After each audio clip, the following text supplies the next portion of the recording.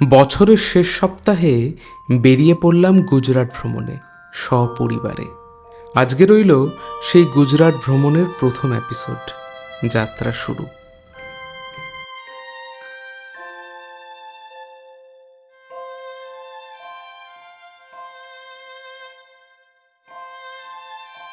নমস্কার সবাইকে, স্বাগত আমাদের ইউটিউব চ্যানেলের একটা নতুন ব্লগে। থাম্বনেল দেখে তো বুঝেই গেছেন যে শুরু হয়ে গেছে আমাদের গুজরাট সিরিজের নতুন ব্লগ, এবং এই ব্লগটি শুরু হচ্ছে হায়দ্রাবাদ এয়ারপোর্ট থেকে। আমরা বর্তমানে সেখানেই আছি। এখান থেকে আমরা যাবো হচ্ছে আহমেদাবাদ। তো আমাদের সকাল 5:45 এর ফ্লাইট ছিল, যেটা রিশিডিউল হয়ে গেছে 8:10।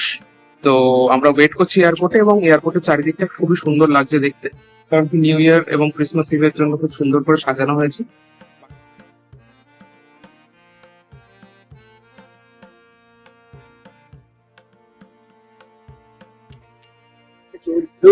সো আমরা নিউ ইয়ার ট্রিপে অলরেডি বেরিয়ে পড়েছি গুজরাটের উদ্দেশ্যে। তো প্রথমে আমরা যাব আহমেদাবাদ, সেখান থেকে যাব সোমনাথ। তো তারপর তো অনেক ট্রিপ রয়েছে, অনেক জায়গা ঘোরা রয়েছে, তো সবকিছু তোমাদের সাথে শেয়ার করব। তো এখন আমরা ফ্লাইটের জন্য ওয়েট করছি। আমরা 6টার মধ্যে আমাদের সবকিছু চেকিং সবকিছু হয়ে গেছে আর কি। সো এখনো 2 ঘন্টা ওয়েট করতে হবে, 8:10-এ আমাদের ফ্লাইট।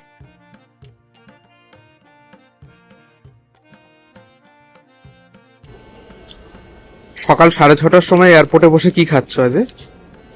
আমরা 6:30টার সময় খাচ্ছি বার্গার কিং থেকে। এটা হচ্ছে চিকেন বার্গার, এটা হচ্ছে পনির বার্গার, সেটা পনির আর বার্গার আছে, এটা nuggets, chicken nuggets, chicken nuggets আছে। আচ্ছা আর এটা ফ্রেঞ্চ ফ্রাই। আচ্ছা, সাথে কোল্ড ড্রিঙ্কস। কোল্ড ড্রিঙ্কস এটা মায়ের ফেভারিট, শীতকালে মাথায় টুপি পরে বসে কোল্ড ড্রিঙ্কস খাচ্ছে। আমরা এখন উঠে পড়েছি ফ্লাইটে, আর 10 মিনিটের মধ্যে ফ্লাইট ছাড়বে। সকালের আকাশ একদম সুন্দর পরিষ্কার দেখাচ্ছে বাইরে। একটু দেখিয়ে দিই।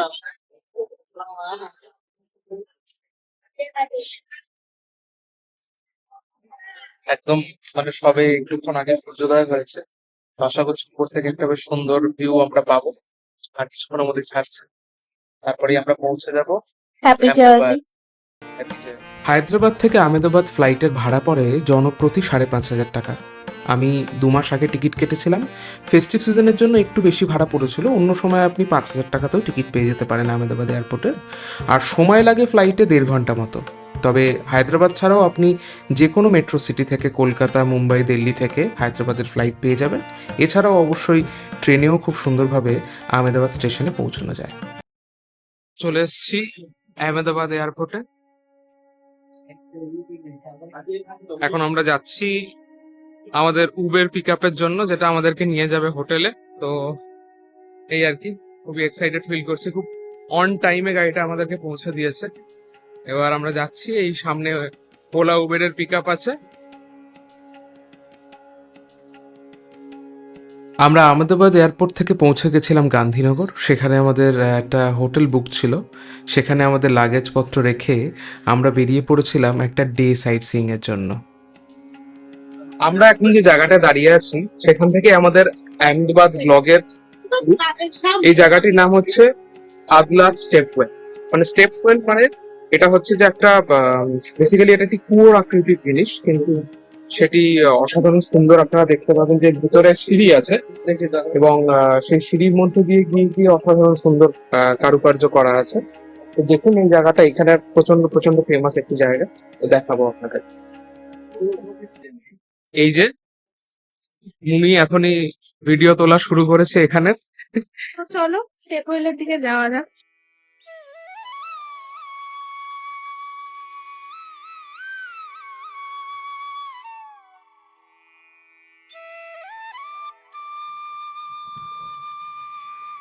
আজ আমরা দাঁড়িয়ে আছি পঞ্চদশ শতকের এক অনবদ্য স্থাপত্য নিদর্শনের সামনে, গুজরাটের আদলাজ নিভাও বা আদলাজ স্টেপওয়েল। 1498 সালে রানী রূপা তার প্রয়াত স্বামী বীর সিংয়ের স্মৃতিতে এই 5 তলা গভীর ধাপকুয়ো বা স্টেপওয়েলটি নির্মাণ করেছিলেন। এই স্থাপত্যের সবচেয়ে বড় বৈশিষ্ট্য হলো এর ইন্দো ইসলামিক শৈলী। ওপরের প্রচণ্ড গরমের তুলনায় ভেতরের তাপমাত্রা প্রায় 6 ডিগ্রি কম থাকে। যখন আমরা নিচে পৌঁছেছিলাম সেই বিষয়টি আমরা অনুভব করেছি। পাথরের দেওয়ালে খোদাই করা ফুল, লতা পাতা এবং পৌরাণিক নকশাগুলো আজও অমলিন। আটকোনায় কুয়োর প্রতিটি তলা ইতিহাসের এক একটি অধ্যায়। চলুন আজকের ব্লগে এই স্থাপত্যের বিস্ময় আর তার পিছনের ট্র্যাজিক প্রেমের গল্পটি কাছ থেকে দেখি। কেমন লাগছে বলো? জায়গাটা একদমই সুন্দর, মানে একদম সুন্দর লাগছে দেখতে। মানে মানে রীতিমতো তো আমি স্পিরিট করে গেছি বলে কারণ এই ভিতরে একটা খুব সুন্দর ঠান্ডা একটা ভাব আছে। আরো এখনো কিছু সিঁড়ি বাকি আছে, চলো যাওয়া যাক।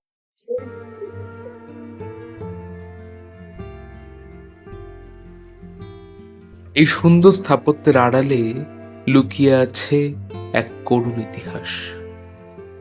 রানী রূপা তার স্বামী বীরসিংহের এই অসমাপ্ত কুয়োটি সম্পূর্ণ করার জন্য নিয়েছিলেন এক সাহসী পদক্ষেপ। এই কুয়োটি নির্মাণের ইচ্ছা ছিল তার স্বামী বীরসিংহের, কিন্তু কাজটি অসমাপ্ত রেখেই তিনি মারা যান।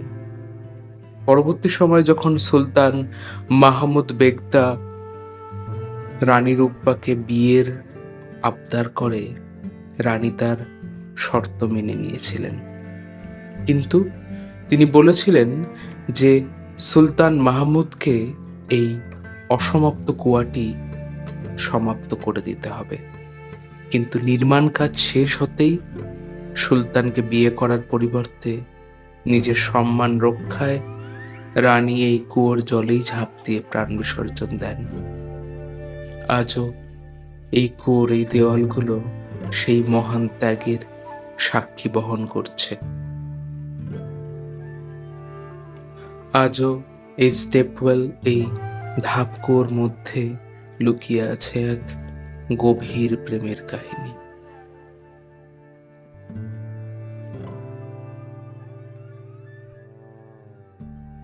আদলাজ স্টেপওয়েল থেকে বেরিয়ে আমরা পৌঁছে গেছিলাম আহমেদাবাদের সবরমতী আশ্রমে।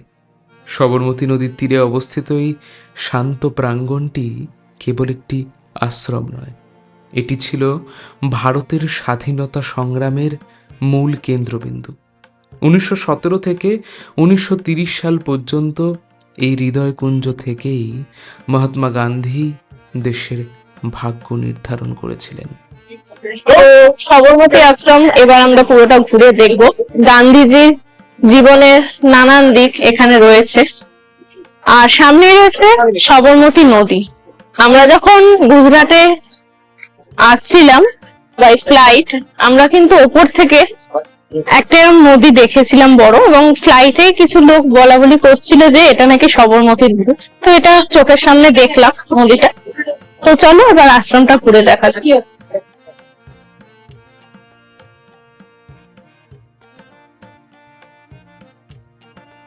সত্যাগ্রহের আদর্শে গড়া এই আশ্রমে এসেই বাপু তার বিখ্যাত ডান্ডি যাত্রা শুরু করেন। চরকার ঘরঘরানি আর খাদির বুননে এখানে মিশে আছে স্বনির্ভরতা আর অহিংসার এক গভীর দর্শন, যা সারা বিশ্বকে চিরতরে বদলে দিয়েছে, শিখিয়েছে নন ভায়োলেন্সের কাহিনী।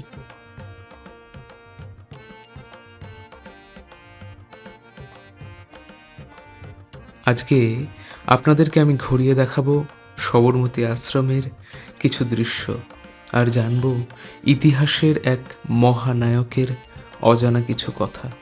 চলুন শান্তির খোঁজে পা বাড়াই।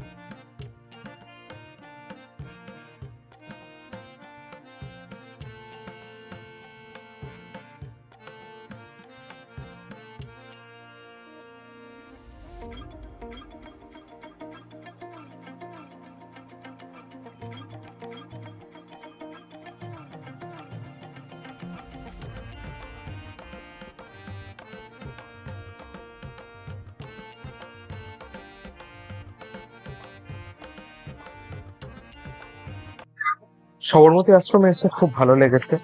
সত্যি কথা বলতে কি, এখানে এমন একটা শান্তি বিরাজ করে যেটা আপনি যখন এখানে আসবেন আপনার হৃদয়কে স্পর্শ করবে।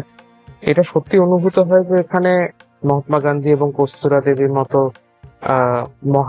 মহামানবীরা দীর্ঘ সময় থেকেছেন। তাদের আশীর্বাদ ঘন এই স্থানেতে এসে খুব ভালো লাগছে।